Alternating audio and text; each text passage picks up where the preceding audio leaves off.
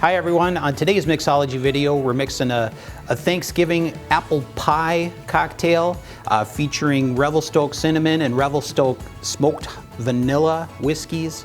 And we're going to rim it with some honey and some cinnamon and sugar for just that little extra sweetness.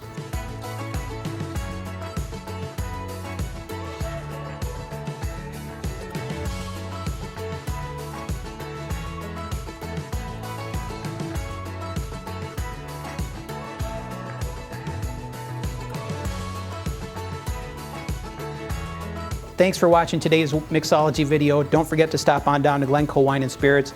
Pick up your Revel Stoke cinnamon whiskey, your Revel Stoke smoked vanilla whiskey to make this terrific dessert cocktail for after your Thanksgiving dinner.